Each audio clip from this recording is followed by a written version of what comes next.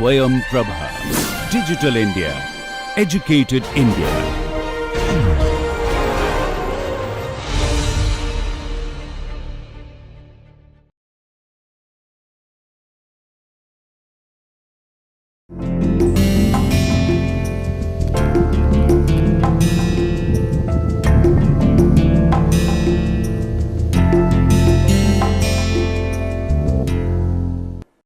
So, in this lecture we are going to discuss some more about the diffusion, and in the last two lectures I have introduced the concept of diffusion to you and showed that how mathematically we can deal diffusion in two ways. One, using continuum approach, that is what is normally done using fixed law, and other one is the atomic scale movement of the atoms. So, let us continue with the continuum approach. The Fick's has given a law which describes the flux or the matter passing through a surface at unit time with unit area proportional to the compositional gradient. So, that means we have seen J, if J is the flux, it is proportional to the compositional gradient in the system. In one dimension we can write J is proportional to del C by del x. In 3D this is obviously capital del C. Now, the proportionality constant is always known to be diffusivity or diffusion coefficient. So, delta C is a gradient, obviously that means delta is a gradient operator. Now, this is a fundamental equation in the sense that it relates all the diffusion in the material. This equation is fundamental to any kind of mechanisms we try to explain in the material. So, today using this equation I will show you how we can obtain the flux balance equation, what is known as fixed second law in the books, but let me clarify, there is no fixed second law. It is we made the fixed second law. Fixed second law actually is derived from the fixed first law, that we will see now. So, before I do that, let me just again tell you that J, at steady state J is defined as a, in one dimensional case obviously, minus d dc by dx, where x is any location in the medium, and we can actually define in a very simple way. We can assume steady state and isotopic medium, and we can simplify this equation in a very simple way, that is J is equal to minus d del C del x, and that is what you read in the books as a first law of diffusion. And in this equation d is assumed to be constant and J is so therefore d is basically considered as a scalar quantity. Normally that is not the true, and del C del x is basically, or dc dx is basically treated as a finite form C2 minus C1 divided by x2 minus S1, where compositional variation is shown in this diagram in one dimensional, distances are represented by x and compositions by the C. So, thus we can actually simplify this equation very to the level of our understanding, so that we can use it in any application. And now, let us assume this description of the compositional gradient. I will go back to the board and explain you how the second law can be derived. So, let us assume that I have in one dimensional case in which this is the distance, this is the composition, okay, for any solute. Now, also assume that this is how the composition profile goes by. It can be straight line or it can be curved, does not matter, but for the generality it is, let us assume that this is like a curve. So, therefore, there is a composition gradient, and if I go from one distance to other distance, the composition is reducing. So, if I plot now the J, so J is basically proportional to the slope of this curve, and so therefore slope will be just like a straight line. I can write down these things again. So, this is x1, x2, correct. So, now at x1 the flux is equal to J1, as x2 flux is equal to J2, very clear, right. So, therefore, I can actually do a simple, suppose if I consider and block of material and mark these two positions as x1, x2 again, where this is also x, and let us suppose this surface area of this is A. So, if I assume that the flux coming to this surface at x1 is equal to J1 and flux going on to the surface at x2 is equal to J2. So, we can write down that the mass occupied inside the small volume is basically can be related to del C by del T, obviously in time t, and del T, that is equal to, or let us write down in a differential way, not put the T right now here. The mass occupied is basically equal to J1 minus J2, okay, divided by A, and this must be obviously equal to del T, because the time, the flux multiplied by time into area will be equal to the occupied concentration in this small part. Okay, that let us suppose this is del x. So, now I can actually write down that del C by del T is equal to J1 minus J2 by dA, correct. So, that is very logically the mass remain in this part in the time of del T can be written like that, and as you know J is nothing but, okay, now I can actually do that in terms of the distance. So, there is some mistake here, okay, let us correct it. This must be divided by del x, because we have to consider the distance here. Okay, now I can do the mass again. So, J1 minus J2 divided by del x multiplied by A. So, we can actually write down when del T is or del x are actually small, very small means principally small, we can write down J1 is equal to J2 plus del G del x, right, we can do that. So, if I take back here, then we can write down del C del T is equal to 1 by del x multiplied by del J del x, because J2 will get cancelled, multiplied by area. Okay. So, that means what? If we consider in unit area case, or if we remove the area on this side, we can write down this is equal to del C del x by del J del x. And as you know, J is equal to d del C del x in one dimensional case. So, therefore, we can write down these for unit area case is equal to d del C del x. This is for A equal to unit area.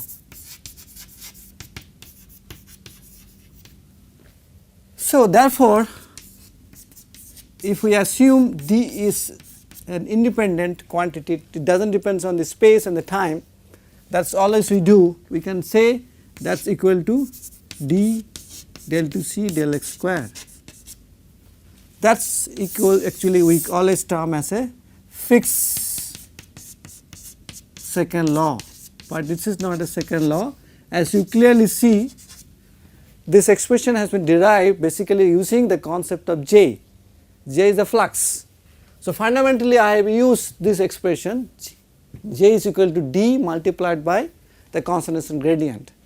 As I am using this expression to derive this final equation, therefore, I cannot say that this is an independent equation, and that is the reason we always say the fixed has given only one law, that is the first law or whatever, it is a law, fixed law. So, this equation this expression, especially the last one where we assume d to be independent of the x also t, that means d is a steady state value and it does not depend on the spatial variables, is what we use in the metallurgical community. But for the sake of understanding, it is very clear d need not be a constant as a function of spatial variables. D can be assumed to be constant, or D can be assumed to be independent of time, because we can always assume that D has specific value in the whole system at time t equal to 0 or at time any time, but D can never be assumed to be independent of spatial variables, and therefore, we cannot take out D from this parenthesis and obtain such a kind of expression.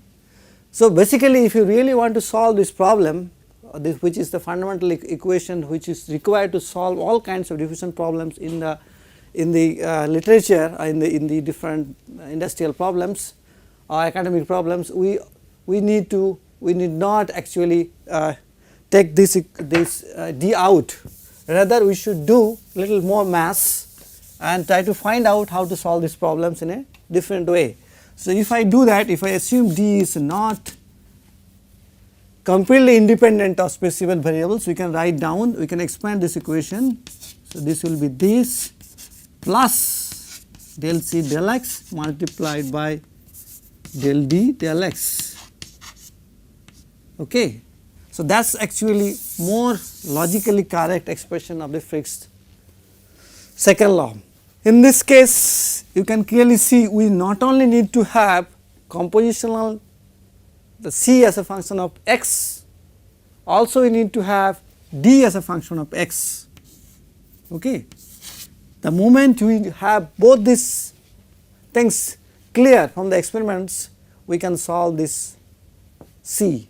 So, therefore, C, if I have to solve C, or I can write down here C is a function of three things, x, t and d. Clear? But in the actual books, or you will see C is a function of x and t. So, the moment you assume C is a function of x and t, this equation is very easy to solve. Why? Because if C is a function of x and t, we can always do the separation of variables and solve these equations. I am not going to solve this equation in the lecture, it is there in the books, very clearly solutions are given, or you can actually do yourself. You can assume that C is a function of x and t, therefore, we can do the separation of variables. We can always write down this is equal to f of x, f of t, and do the differentiation and separate it out and solve the equation same like a wave equation. Okay. Now, that is one part which you can do yourself, because that is very important, that you must know how to solve this expression. Second part of this is that, let me write down this expression again, the one which is written here, assuming that D is not a constant, is the way it is solved is given like this. Okay, now suppose at a steady state,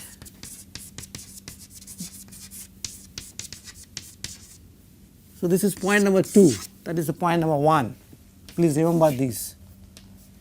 Point number 2, at steady states, obviously del C del t equal to 0.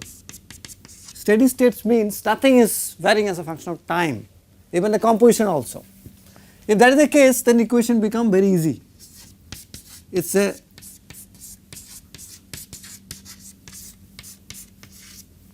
correct. So, you can integrate it very easily, and you will find out C will be, let us do that.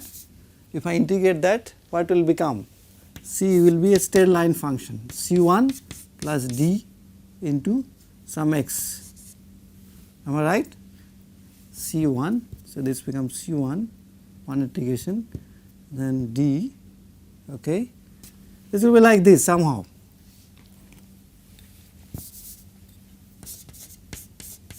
There will be two constant, because it is a second order differential equation. So, that is also very easy to solve. Only we need to find out these functions C1 and C2. Remember, the C1 and C2 will be mostly exponential functions, because in the mathematics you must have read that if such a kind of things has to be solved, actually we can assume this much easily, because it is only dependent on x. So, therefore, there is this will be, the del will become d, it will no longer be del, then it is much easy to solve. So, there are many such different situations are given in the books, and I suggest that you look into it and solve that expressions. Okay, so let me go back into the slides and show you how things are done. Okay, I will just go directly to this fixed second law of diffusion. That is what is said. This law is nothing, fixed first law is not much use on its own unless we know the consternation function of distance.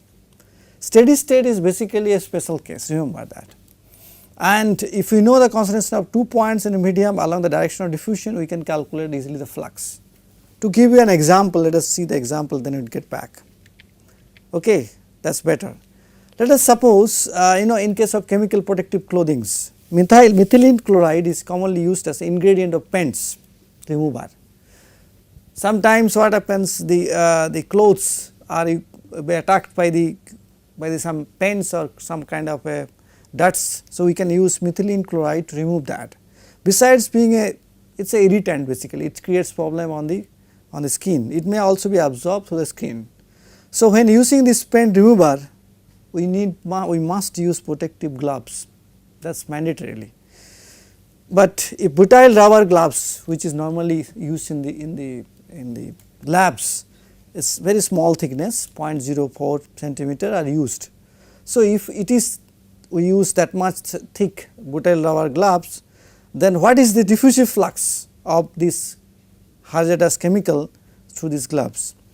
We need to know only the diffusivity d, because d is a constant, it is 110 to the minus 8 centimeter square per second, and very simple, the surface concentration C2 is given as 0.02 gram per centimeter cube, and C1 is basically 0.044. That comes basically from the concentration of the methylene chloride used. Now, we can actually devise the problem in simple way. Suppose this is your paint remover, that is why C1 is there, and this is your glove, which is a definite thickness 0.04 centimeter, and this is C2. C2 is the concentration in the skin, because C2 is the level in the skin which will not create any irritation or any kind of a infection.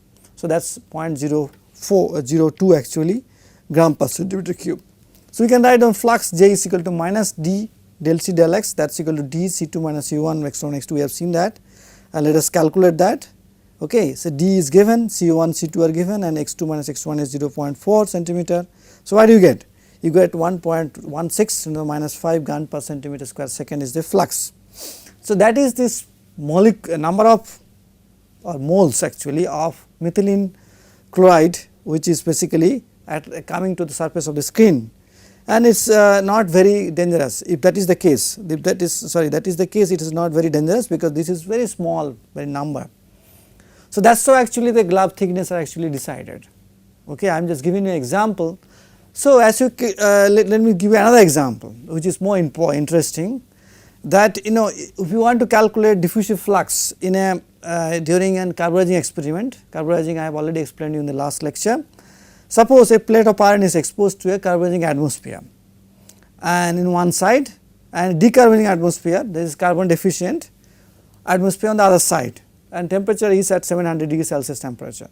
If a condition of steady state is achieved, that means there is no variation of the composition function of time, calculate the diffusive flux of carbon through the plate if the concentration of carbon at position 5 and 10 millimeter, okay, beneath the carburizing surface are 1.2 and 0.8 gram per kg per meter cube respectively, and we can assume diffusivity of carbon is pretty high, because it is the interstitial elements is 3 into the minus 11 meters square per second at this temperature. That is very easy, just to apply fixed first law. J is basically, as we have seen, d del C del x, and therefore d is 3 to the minus 11, and this C1 is 1.2, C1 is here, and C2 is 0.8, and distance differences are given. So, therefore, we get about 2.4 into the minus 9 kg per meter square per second of the flux. So, fixed first law is rarely used in the actual explanations, because this only gives you the value of flux, it does not tell you anything else. So, if you really want to know different aspects of that, we need to use fixed second law, because steady state is basically a special case. Most of our problems are non-steady state, that means it depends on the time. So, therefore, we cannot actually use fixed first law so much. That is why fixed second law has been derived from the first law. So, fixed second law is nothing but a continuity equation, mass balance. We are basically, whatever I have done in this board is basically I have done the mass balance. I have considered two planes and calculate the flux differences, that is nothing but mass balance. The form in which equation is used is in this case is based on the assumption that mass conservation, that is the mass of diffusive entity is neither being created or nor being destroyed.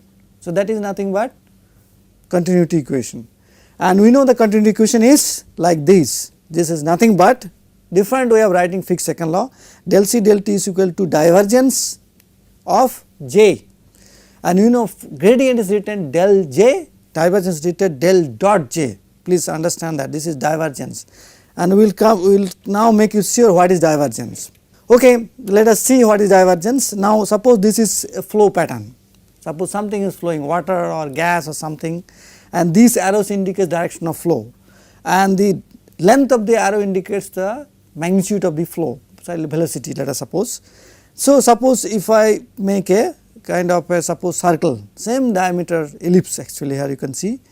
Now, if I look at it, if I look at these plots, gradient vector field showing 3 regions 1, 2, 3.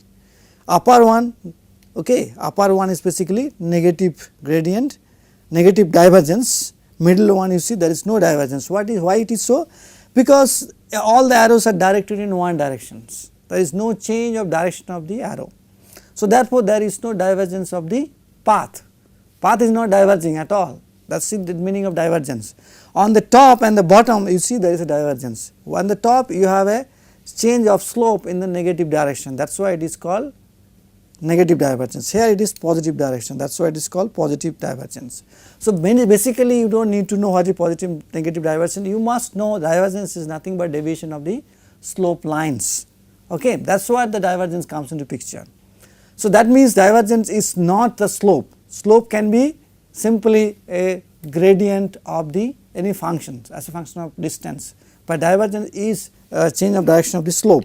Okay, now, so therefore, we can write down the continuity equation which I have shown you del C del T, that is del dot J, and J is nothing but D gradient C, and we can put it together and get exactly same thing what I have done in the board. So, that is del C is equal to D, I know that is the square of del C, and this del square term is known as a Laplacian operator in the mathematics, and which is always denoted by opposite of delta. Okay, it is always denoted in the mathematics. The reason I am talking about mathematics more is because, so these are the things is never discussed in the books, they simply write the equations, but you must know what is meaning of each of these terms very clearly. So, first of all this equation which is the which is rather more correct equation, del C del x equal to del dot D del C, okay, divergence of this parameter D del C is nothing but a second order partial differential equation, obviously, because there is a divergence terms here. We will use the simplified form which is based on the assumption that D is independent of concentration, which is not the true, I told you that. So, therefore, you get this expression when you do that. Remember, although we assume D is not independent of composition, but we never bothered in the actual calculations. We always consider D is independent of composition and solve this differential equation, which is much easy. Now, next comes is that we can write down expression in many ways.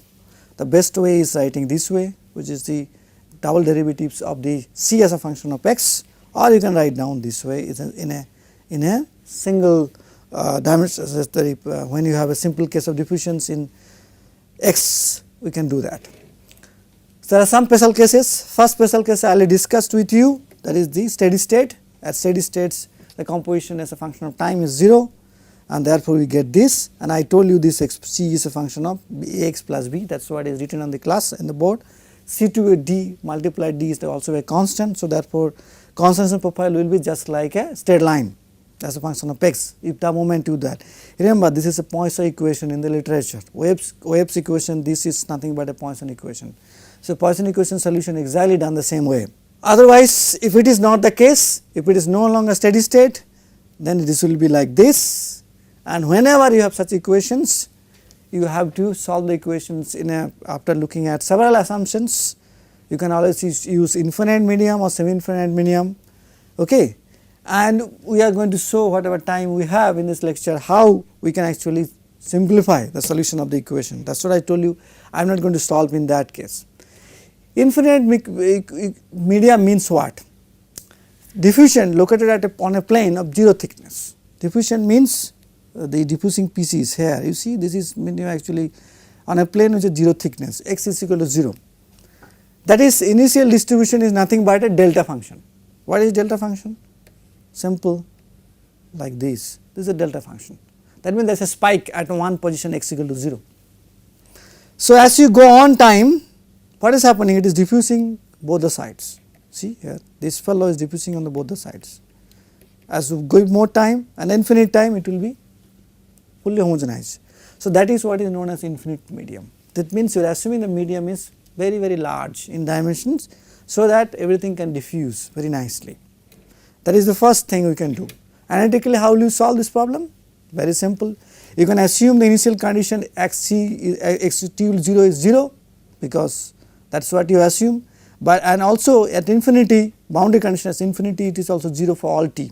This, remember, the initial condition means only at x equal to 0 C has a finite composition. At any positions other than that, C is 0. That is the initial condition. That is what is known as delta function.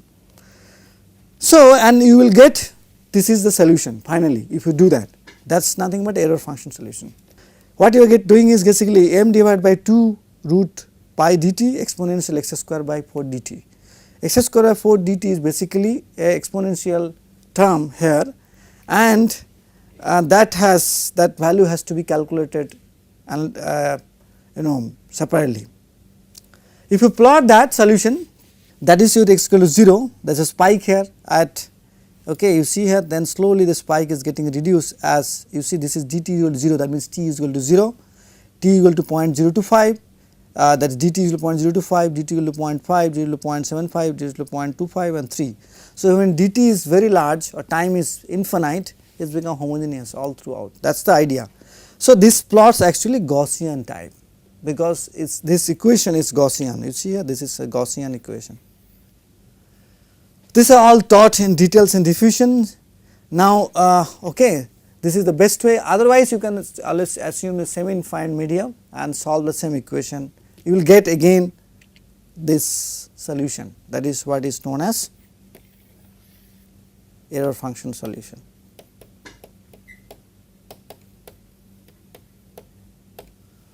Okay, so we will you must read it carefully, because as a part of assignments there will be problems based on these equations, and you must know how to solve this equation very easily.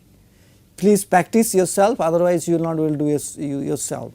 Practicing these mathematical equations requires some time.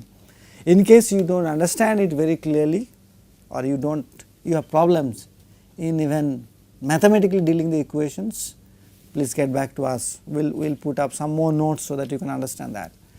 Okay, so in the next lecture, I am going to talk about how diffusivity varies with time, temperature, because temperature has a strong role to play in deciding the variation of diffusivity, because diffusivity D is a very important parameter. It comes in all solutions. So, diffusivity must be known. As I told you in the lecture that we always assume diffusivity independent of the spatial variables. That is also not correct. If you really want to know how we can solve the equations in which diffusivity is not assumed to be independent of spatial variables, then it is a separate discussion that requires we to deal the problems in a separate manner. It is there in the books. Actually, Motanu first time solved the problem in assuming a plane, zero flux plane, but we are not going to deal it here, because that is a separate issue which may not be required in the phase transformations. Okay, so in the next class we will discuss about the temperature dependent diffusivity.